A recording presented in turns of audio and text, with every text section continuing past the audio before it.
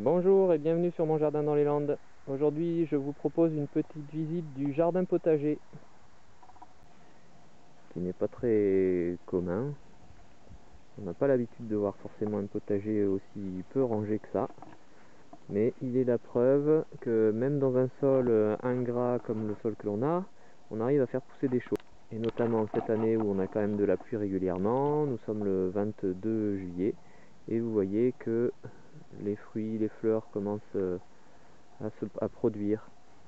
Alors notamment on voit là sur cette planche de culture où avaient été mises les tomates, les concombres et les choux, eh bien la production commence. Vous voyez des concombres ici qui poussent, c'est des concombres allemands délicatesse, un peu particuliers. Vous voyez notamment il y en a un ici qui est pas mal, ils sont d'ailleurs très bons, on en a mangé.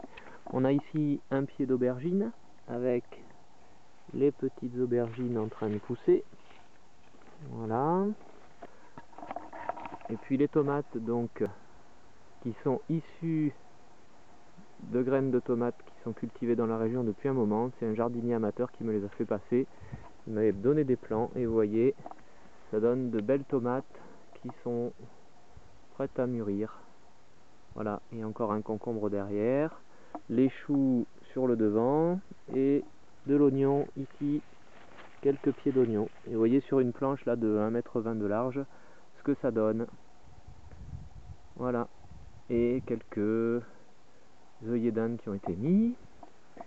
Voilà. Mais par contre, on se rend bien compte une fois de plus que près de l'eucalyptus, ce grand eucalyptus qui va pomper toute l'eau du sol, eh bien, voilà, les tomates ont une moins forte croissance, enfin toutes les plantes en fait, parce que les cornichons qui ont été mis aussi, ici à proximité, sont beaucoup moins vigoureux, et d'ailleurs j'arrête de les arroser, c'était une expérience que je faisais.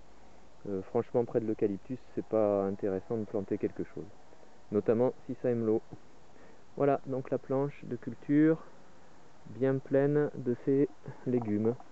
Ici, on en a une autre où on avait donc les pommiers formés en cordon, quelques fraisiers où il reste des fraises à ramasser. Voilà. Et l'abondance continue sur cette planche de culture où on a encore un beau pied d'oignon, des tomates. Alors là c'est un peu particulier, c'est un pied de tomate, donc c'est merveille des marchés et je le guide, voilà, sur le fil des pommiers, en cordon aussi. C'est une petite idée que je me suis faite cette année, je me suis dit que je vais guider ça comme ça et on voit bien que là, alors j'ai nettoyé un peu le feuillage mais c'est exposé au soleil, ça va bien mûrir. Et au pied de tout ça, j'ai aussi des betteraves. Voilà, on a commencé aussi à en manger, elles sont bien bonnes, elles sont bien sucrées. De l'autre côté, j'avais semé des carottes, alors on va faire le tour. Là, on a un pied de carotte que je conserve, qui est de l'année dernière, comme je vois qu'il a bien résisté par rapport à l'année dernière. Je continue de le cultiver, je le laisse fleurir, et il va me donner des graines que je pourrai ressemer. Voilà, on a donc sur cette planche de culture là, qui fait une soixantaine de centimètres, j'ai quelques petites capucines qui sont un peu en retard et des soucis. Voilà, des belles fleurs de soucis, c'est sympa. Quelques petites feuilles de chêne, laitues feuilles de chêne à couper et les plants de carottes que j'avais semés il y a quelques temps qui sont en train de bien progresser. Voilà, ici les carottes. Voilà tout ça. La dernière planche de culture, c'est pas la dernière mais enfin c'en est une autre. Sur celle-ci j'avais mis les pieds de courgettes que vous avez dû voir dans une autre vidéo. Pieds de courgettes, bien sûr les tomates. Alors les tomates qui ont été semées dans la serre, vous pourrez regarder les vidéos de semi-repiquage des tomates. Là ce sont donc les Queré de Ponente.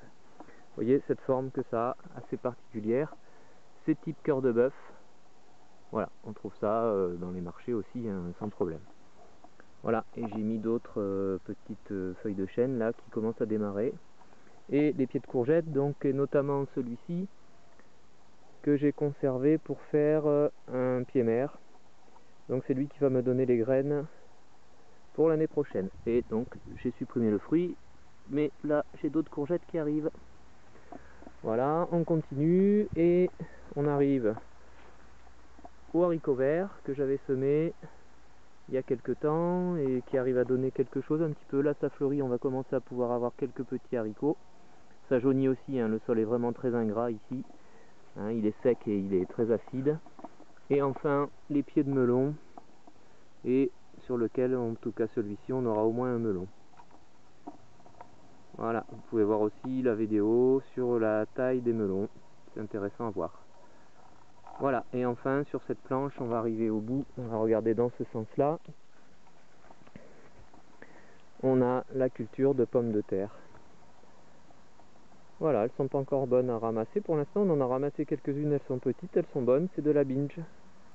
Et si on veut un aspect du potager depuis l'autre côté, voilà ce que ça donne.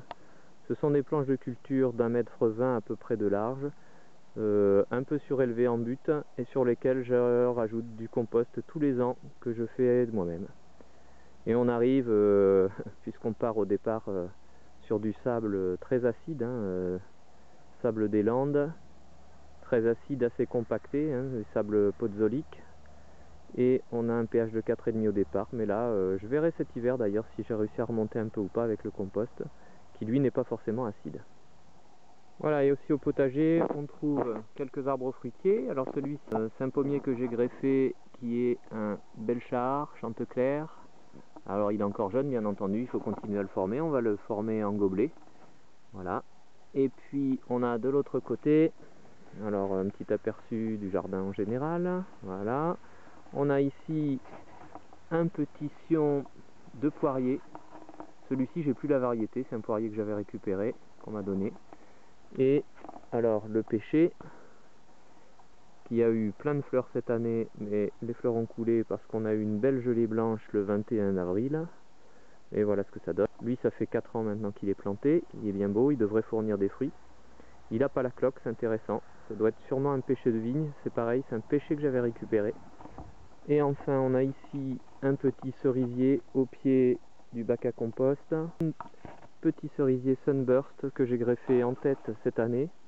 Alors, j'ai cultivé un merisier pendant quelques temps, pendant 2 ans au moins. J'ai fait monter sa tige et j'ai fait une greffe en tête ici et une greffe à l'anglaise au mois de mars dernier. Et vous pouvez voir sur cette chaîne d'ailleurs les greffe à l'anglaise compliquée et greffe en fente. Vous voyez d'ailleurs le résultat de la greffe ici, ce que ça donne.